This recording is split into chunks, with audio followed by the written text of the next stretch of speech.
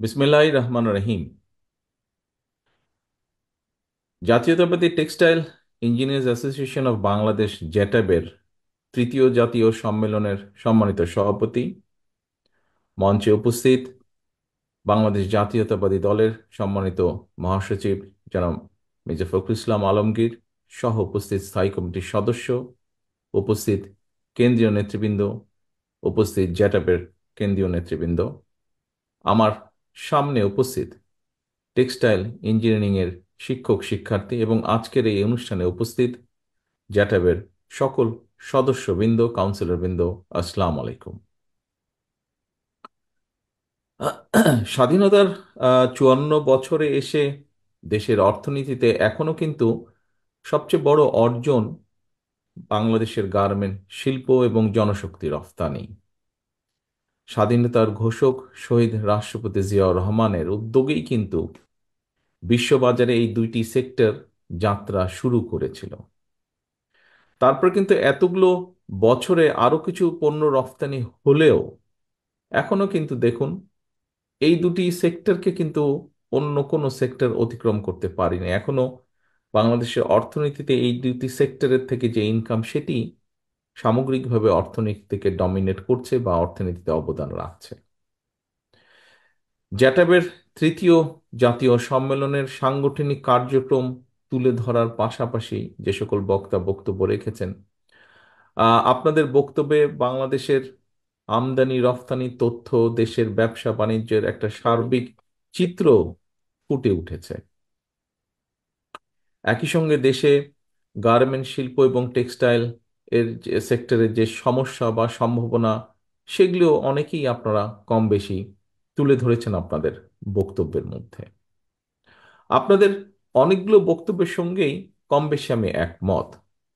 সকল সীমাবদ্ধতাকে অতিক্রম করেও বাংলাদেশের গার্মেন্টস এবং টেক্সটাইল শিল্প বিশ্ববাজারে সম্মানের সঙ্গেই কিন্তু জায়গা করে নিয়েছে।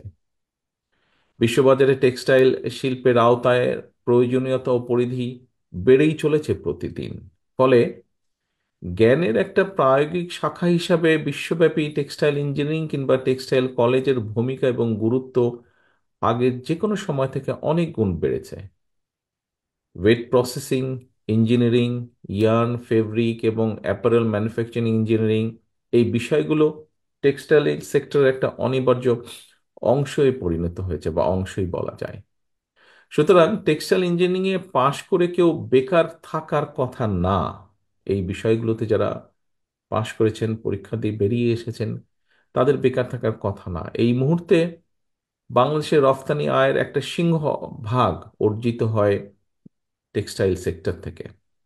বাট এখানে অনেকেই বক্তব্যে উল্লেখ করেছেন, বলেছেন নানা রকম ষড়যন্ত্র, দুর্নীতি, টাকা পাচার আর দক্ষ ব্যবস্থাপনার অভাবে এই সেক্টরটা নিয়েও সংখ্যা কম নয়।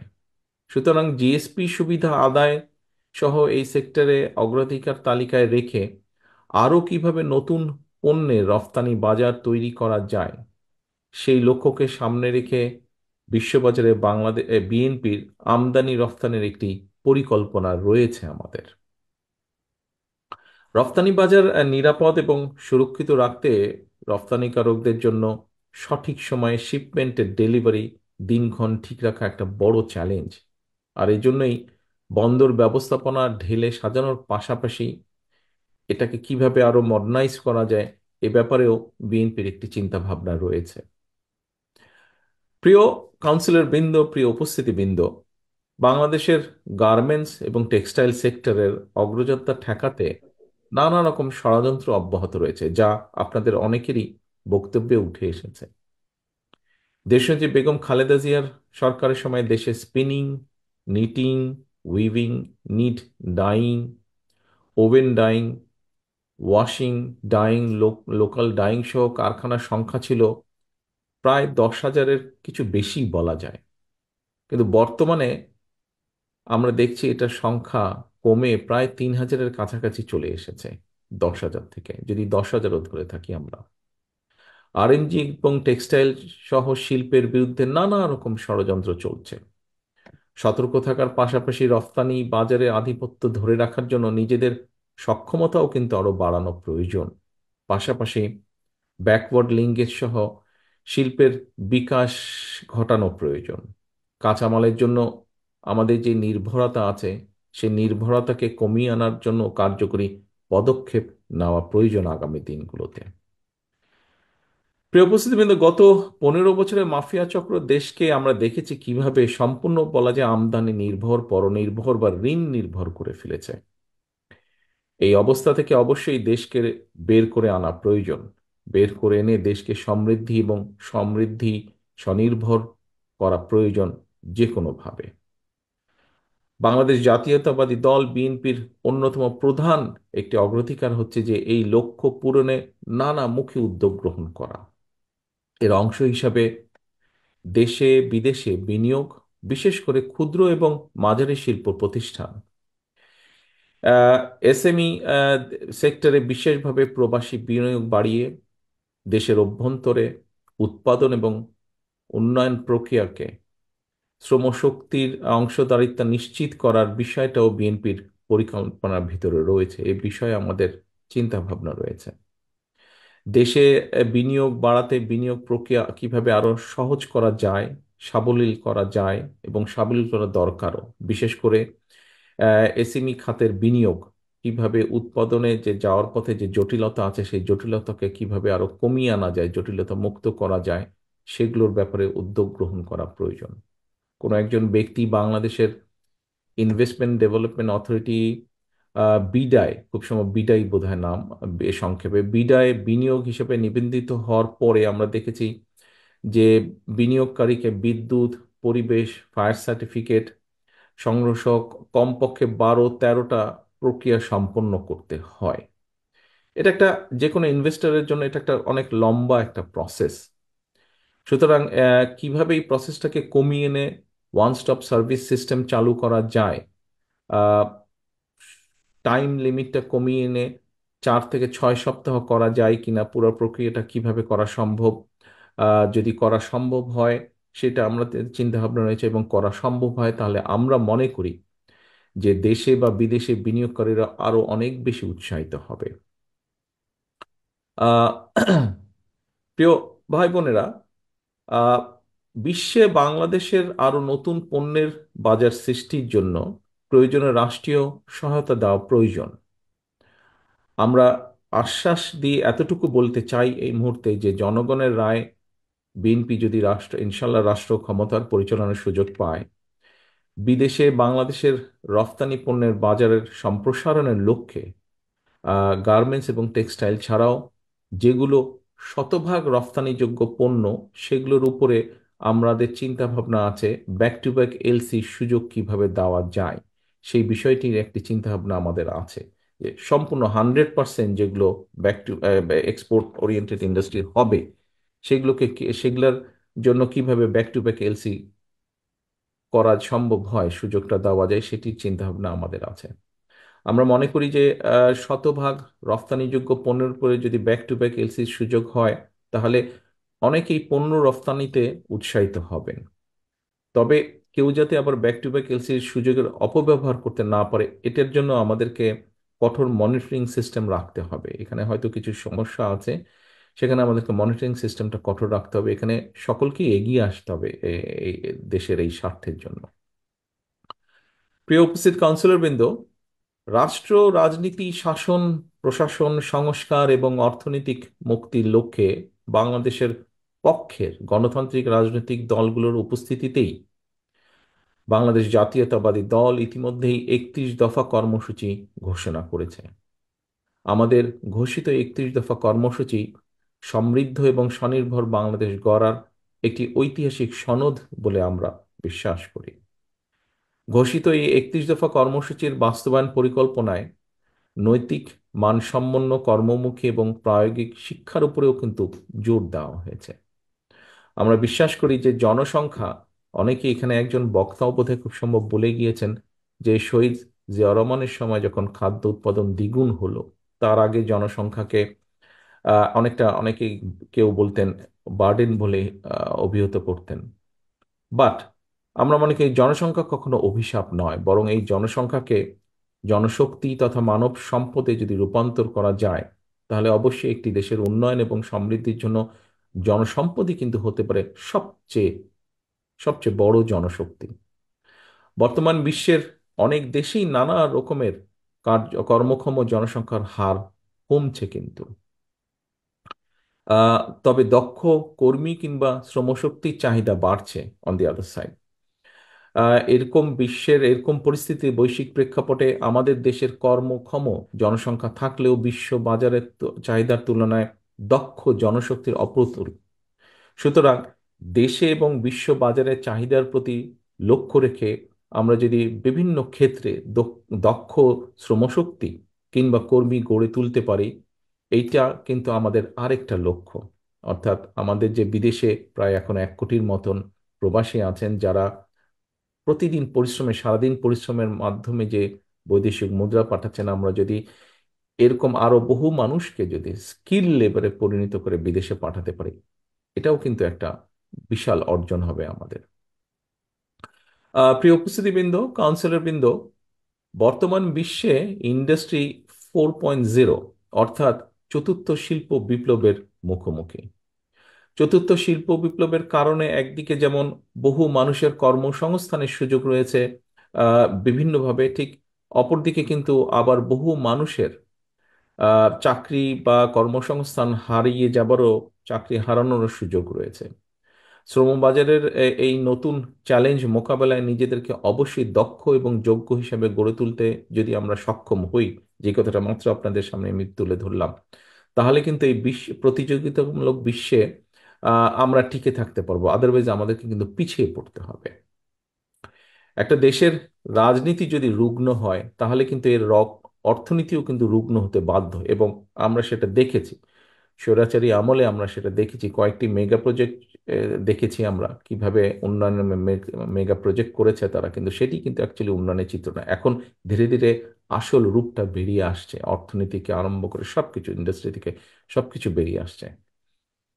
অর্থাৎ বাংলাদেশই কিন্তু এর সবচেয়ে বড় প্রমাণ যে একটা দেশের রাজনীতি যদি রুগ্ন হয়, তাহলে এটার অর্থনীতিও কিভাবে রুগ্ন হয়ে যায়। আহ, প্রিয় উপস্থিতিবৃন্দ, প্রায় 30,000 মানুষকে নির্মমভাবে আহত করে, 2,000-এর মতন ছাত্র জনতাকে হত্যা করে এই যে পতিত স্বৈরাচার দেশ ছেড়ে পালানোর পরে সম্পূর্ণ বিধ্বস্ত একটি প্রশাসন রাষ্ট্র দায়িত্ব নিয়েছে এই অন্তর্বর্তী সরকার। এখানে মহাসচিব সাহেব একটু আগে ওনার বক্তব্যে বলেছেন কয়েকটি গুরুত্বপূর্ণ কথা। মাফিয়া সরকার প্রায় 15 বছরের তাদের তৈরি করা যে জঞ্জাল 3 মাসে দূর করা সম্ভব নয়। তবে 3 মাস পর সরকারের যে এই যে অন্তর্বর্তীকালীন সরকার, তাদের সফলতা কিংবা ব্যর্থতা নিয়ে জনমনে প্রশ্ন ওঠা অনার্য কিংবা অস্বাভাবিকও নয়। অন্তর্বর্তীকালীন সরকারের, আমরা আগেও বলেছি যে একটি বিষয় বোধহয় ওনাদেরকে মনে রাখা দরকার, যে জনগণের সকল দাবি হয়তো তাদের পক্ষে পূরণ সম্ভব নয়, কিন্তু সরকার পরিচালনায় যে অদক্ষতা পরিলক্ষিত হয়, যদি অদক্ষতা দেখতে পায় জনগণ, সেটাও কিন্তু জনগণ আবার সহজভাবে মেনে নেবে না। আমি এর আগেও বারবার বলেছি, অন্তর্বর্তীকালীন সরকারের প্রতি আহ্বান জানিয়ে বলেছিলাম যে রাষ্ট্র মেরামতের কর্মযজ্ঞ সম্পাদন করতে গিয়ে অগ্রাধিকারের সেটিং যদি ভুল হয়, অর্থাৎ কোনটা প্রায়োরিটি দিবেন ওনারা সেটা যদি ভুল হয়, তাহলে কিন্তু জনগণের কাছে সরকারের অদক্ষতা হিসাবেই কিন্তু এটি বিবেচিত হবে। জুলাই আগস্টের যেই গণ অভ্যুত্থান, সেই গণ অভ্যুত্থানে আমরা দেখেছি বহু মানুষ, বহু ছাত্র, বহু বিভিন্ন শ্রেণী পেশার মানুষ, হাত পা কান চোখ বিভিন্ন অঙ্গহানি হয়েছে। আহতরা সুচিকিৎসার দাবি নিয়ে দুদিন আগে আমরা দেখেছি যে যেভাবে হাসপাতাল থেকে রাজপথে বেরিয়ে এসেছে, এটা কিন্তু সমগ্র দেশের গণতন্ত্র প্রিয় মানুষের জন্য, যারা গণতন্ত্র ভালোবাসেন, মানবাধিকারকে সম্মান করেন, আমাদের বিবেকবান মানুষ যারা, প্রত্যেকটি সাধারণ মানুষের জন্য এটা একটা অত্যন্ত লজ্জাকর দৃশ্য। স্বাভাবিকভাবেই প্রশ্ন উঠতে পারে যে জুলাই আগস্টের ছাত্র জনতা যে বা জনগণের যে গণ অভ্যুত্থান, আহতদের চিকিৎসা নিরাপত্তা কেন অন্তর্বর্তীকালীন সরকারের অগ্রাধিকার লিস্টের নেই, বা থাকলেও কত নম্বরে ছিল। এরপরেও দেখেন আরেকটি বিষয়, যে বাজার সিন্ডিকেট ভেঙে নিত্য প্রয়োজনীয় জিনিসপত্র জনগণের ক্রয় ক্ষমতার মধ্যে আনার পদক্ষেপটি, যে পদক্ষেপ, যেটা নিয়ে প্রতিটা মানুষ, সমাজের যে কোনো পর্যায়ে যে কোনো মানুষ, প্রত্যেকটি পরিবার আহ যেই কষ্টের ভিতর দিয়ে যাচ্ছে, যেই দুর্বিষহ অবস্থার মধ্যে দিয়ে যাচ্ছে, এই যে নিত্য প্রয়োজনীয় দ্রব্যের যে দাম, এটার যে উঠা নামা যেভাবে করছে, এই বিষয়টাও অন্তর্বর্তীকালীন সরকারের প্রায়োরিটি লিস্টের মধ্যে কত নম্বরে আছে। আমি সবসময় এর আগেও কয়েকবার বলেছি দৃষ্টি আকর্ষণের জন্য, যে অন্তর্বর্তীকালীন সরকারের সকল কাজ হয়তো সবার কাছে সাফল্য বলে বিবেচিত হবে না, কিন্তু অন্তর্বর্তীকালীন সরকারের ব্যর্থতা কিন্তু আমাদের সকলের ব্যর্থতা। গণতন্ত্রকে আমি স্বাধীনতা প্রিয় মানুষের ব্যর্থতা, এই সরকারকে ব্যর্থ করে দিতে, যে স্বৈরাচার ছিল, পলাতক যে স্বৈরাচার, তার এবং তাদের দোসররা কিন্তু বসে নেই। সেটা দেশের ভেতরেই হোক বা দেশের বাইরেই হোক, প্রশাসনের ভিতরেই হোক বা বাইরে হোক, ওরা কিন্তু ওত পেতে আছে যে কিভাবে এই অন্তর্বর্তীকালীন সরকারকে ব্যর্থ করে দেওয়া যায়। এদেরকে যদি ব্যর্থ করে দেওয়া যায়, তাহলে গণতন্ত্রকে ব্যর্থ করে দেওয়া যাবে। বাংলাদেশের কোটি কোটি মানুষ যারা গণতন্ত্রকে ভালোবাসে, গণতন্ত্রকে প্র্যাকটিস করতে চায়, তাদেরকে ব্যর্থ করে দেওয়া যাবে। প্রিয় উপস্থিতিবৃন্দ, এইরকম একটা পরিস্থিতিতে অন্তর্বর্তীকালীন সরকারের কিছু কিছু সিদ্ধান্ত মনে হয় তারা জন আকাঙ্ক্ষার, জনগণের যে আকাঙ্ক্ষা, সেটার প্রতি ভ্রূক্ষেপ করতে বোধহয় চাইছে না। বরং তারা যেটা ভালো মনে করছে সেটাই তারা হয়তো চাপিয়ে দিতে চাইছে। অনেক অপ্রাপ্তি থাকার পরেও জনগণ কিন্তু এখনো এই সরকারের উপর আস্থা রাখতে চাইছে, তারা আস্থা হারাতে চাইছে না। আহ, তবে একটা প্রশ্ন হচ্ছে, সরকার কি ঔদ জনগণের আস্থা রাখতে চায়? কারণ জনগণের সঙ্গে সরকারের আস্থার সম্পর্ক নিবিড় থাকলে ষড়যন্ত্রকারীরা কিন্তু তাদের ষড়যন্ত্রের ডালপালা বিস্তারের সুযোগ পাবে না। এই অন্তর্বর্তীকালীন সরকারের সাথে যদি জনগণ যা চাইছে, মিনিমাম যে জিনিসগুলো চাইছে, তারা যদি সেগুলোকে অ্যাড্রেস করার জন্য সচেষ্ট থাকে, তাহলে ষড়যন্ত্রকারীরা সুযোগটা পাবে না। একটা কথা প্রায় আমি বলেছি, যে জনগণের রাজনৈতিক এবং অর্থনৈতিক ক্ষমতা নিশ্চিত করা যদি না যায়, রাজনৈতিক এবং অর্থনৈতিক এই দুটো ক্ষমতায়ন যদি জনগণের, এই দুটো ক্ষমতায়ন যদি নিশ্চিত করা না যায়, তাহলে গণতন্ত্র, উন্নয়ন কিংবা সংস্কার আমরা যত যাই বলছি না কেন, কোনোটাই কিন্তু টেকসই হবে না। একজন নাগরিকের রাজনৈতিক ক্ষমতার প্রধান হাতিয়ার হচ্ছে কিন্তু ভোট প্রয়োগের অধিকার। ভোট প্রয়োগের অধিকার। আজকে আপনারাও এখানে কিন্তু ভোটই প্রয়োগ করেছেন। আমরা একটু আগে, আমি বক্তব্য দেবার আগে, আমরা নতুন সভাপতি এবং সেক্রেটারিকে দেখেছি যারা দায়িত্বপ্রাপ্ত হলেন আগামী দিন জেটাপকে পরিচালনার জন্য। আপনাদের ভোটের মাধ্যমেই হয়েছে, কিন্তু 3,000 মানুষের ভোটের মাধ্যমে হয়েছে। ঠিক একইভাবে জনগণের ভোট প্রয়োগের অধিকার, রাজনৈতিক ক্ষমতায়ন যেটার প্রধান হাতিয়ার হচ্ছে কিন্তু ভোট প্রয়োগের অধিকার। জনগণ ভোট প্রয়োগের যে অধিকার প্রয়োগ করার সুযোগ যদি না পায় জনগণ, রাষ্ট্রের সঙ্গে কিন্তু নাগরিকদের যে একটা সম্পর্ক, অংশীদারিত্ব, সেই সম্পর্কটা কিন্তু সৃষ্টি হয় না। আমরা দেখেছি ইতিমধ্যেই অন্তর্বর্তীকালীন সরকার নির্বাচন কমিশনকে পুনর্গঠনের উদ্যোগ নিয়েছে। আহ, জনগণ আশা করছে যে ইনশাল্লাহ জনগণ একটা নিরপেক্ষ, স্বচ্ছ পরিবেশে নির্ভয় জনগণ ভোট দিতে সক্ষম হবে। জনগণ নির্বাচিত করার সুযোগ পাবে তাদের প্রতিনিধিদেরকে। বিশ্বাসযোগ্য এবং সুনির্দিষ্ট আস্থা পেলে অন্তর্বর্তীকালীন সরকারের সঙ্গে জনগণের আস্থার বন্ধন আরো দৃঢ় হবে বলে আমি বিশ্বাস করি। অর্থাৎ জনগণ যখন বুঝবে যে হ্যাঁ, সত্যিকারভাবে তাদের ভোটের অধিকার প্রতিষ্ঠার জন্য এই অন্তর্বর্তীকালীন সরকার কাজ করছে, স্বাভাবিকভাবেই তাদের সাথে জনগণের সম্পর্কটা দৃঢ় হবে। প্রিয় উপস্থিতিবৃন্দ, আজকে আর কথা বাড়াবো না। আপনারা সকাল থেকে এখানে উপস্থিত আছেন প্রত্যেকে। প্রথম পর্ব আপনাদের শেষ হয়েছে, পরবর্তী পর্ব চলছে এখন। পরবর্তী পর্বের আমি শেষ বক্তা। সংক্ষেপে আমি আমার কিছু বক্তব্য তুলে ধরেছি। দলের মহাসচিব সাহেব এখানে উপস্থিত আছেন, উনি ওনার অবস্থান থেকে ওনার বক্তব্য তুলে ধরেছেন। আরো প্রত্যেক মঞ্চে উপস্থিত স্থায়ী কমিটির সদস্য সহ অন্য নেতৃবৃন্দ তুলে ধরেছেন। আমরা প্রত্যেকেই, আমাদের লক্ষ্য বা উদ্দেশ্য হচ্ছে দেশকে সামনে এগিয়ে নিয়ে যাওয়া, জনগণের যে জীবন যাত্রা একটু বেটার করা, একটু বেটার করা, শিক্ষার্থীদের শিক্ষার ব্যবস্থা বেটার করা, যারা বেকার তাদের যে কোনো ধরনের কর্মসংস্থানের সুযোগ করা, মানুষের চিকিৎসার ব্যবস্থা একটু বেটার করা, নিরাপত্তা একটু বেটার করা। আমরা বিভিন্ন জন বিভিন্ন বক্তব্য বলেছি, বাট আমাদের লক্ষ্য এবং উদ্দেশ্য একটাই। এখানে অনেক বক্তা অনেকগুলো কথা বলেছেন, তাদের কতগুলো কথা থেকে বেরিয়ে এসে অতীতে বিএনপি যখনই সুযোগ পেয়েছে জনগণের সমর্থন নিয়ে দেশ পরিচালনা, বিএনপি প্রতিবার চেষ্টা করেছে যতটুকু সম্ভব এই কাজগুলো করার জন্য, মানুষের জন্য, দেশের জন্য, সমাজের কম বেশি প্রতিটা শ্রেণীর মানুষের জন্য।